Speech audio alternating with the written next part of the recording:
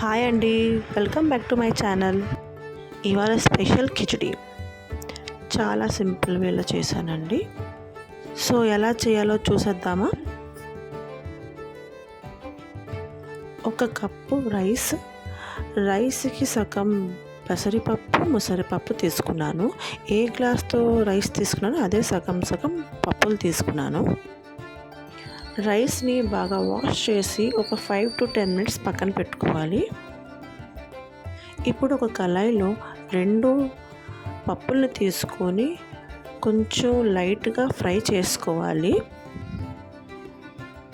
ఇలా ఫ్రై చేసుకుంటే ఫ్లేవర్ బాగుంటుంది.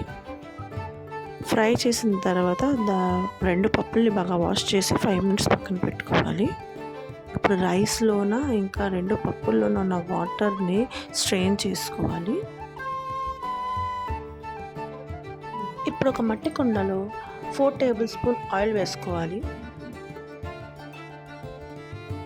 ఒక తేజ్పత్తా, ఒక దాల్చీని, 2 లవంగాలు, ఒక స్పూన్ జీరా, 3 పచ్చిమిర్చి, చిన్నగా కట్ చేసుకున్న 2 ఉల్లిపాయలు వేసుకుని బాగా కలుపుకోవాలి. కిచడీ అనేది ప్రెషర్ కుక్కర్లో కూడా చేసుకోవచ్చు. నేనైతే మట్టి కుండలో చేశాను, ఎందుకంటే మట్టి కుండలో చాలా టేస్ట్ వస్తుంది. మీరు కూడా ఒకసారి ట్రై చేయండి మట్టి కుండలో. ఇప్పుడు అల్లం వెల్లుల్లి దంచి వేసుకోండి. పేస్ట్ కూడా వేసుకోవచ్చు, నేనైతే దంచి వేస్తున్నాను, బాగుంటుంది. కరివేపాకు వేయండి. కరివేపాకు వేసాక బాగా కలుపుకోండి. కరివేపాకుతో ఫ్లేవర్ స్మెల్ బాగుంటుంది. వెజిటేబుల్ యాడ్ చేసుకోవాలి. నేనైతే క్యారెట్ ఇంకా పొటాటో యాడ్ చేశాను. మీకు మీ దగ్గర ఉన్నవి ఏ వెజిటేబుల్స్ కూడా మీకు అవైలబుల్లో ఉంటే ఆ వెజిటేబుల్స్ దాంట్లో వేసుకోవచ్చు.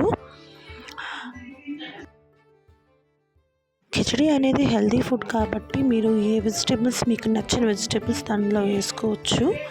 ఇది హెల్త్కి చాలా బాగుంటుంది. లాస్ట్లో టమాటో యాడ్ చేసుకోండి. స్టార్టింగ్లో వేయకంట లాస్ట్లో వేసుకోవాలి టమాటో. ఇప్పుడు టేస్ట్కి సరిపోయినంత సాల్ట్ వేసుకోండి. కొద్దిగా పసుపు వేసుకొని బాగా కలుపుకోండి.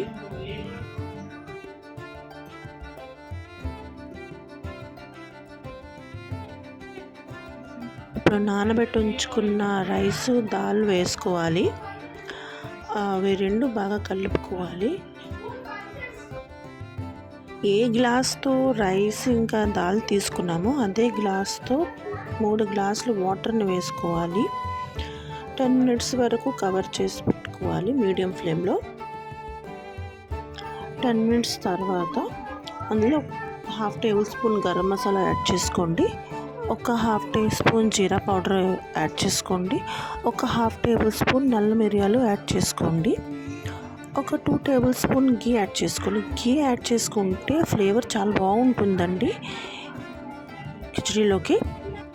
మీకు కావాలంటే వాటర్ని తక్కువ అనిపిస్తే 1 గ్లాస్ వాటర్ని యాడ్ చేసుకోండి. స్టవ్ ఆఫ్ చేసుకోండి. లాస్ట్లో కొత్తిమీర జల్లుకోండి. లాస్ట్లో ఇలా సర్వ్ చేసుకొని తింటే చాలా బాగుంటుంది. చాలా సింపుల్ వేలో నేను చేశానండి. మీరు కూడా ట్రై చేయండి.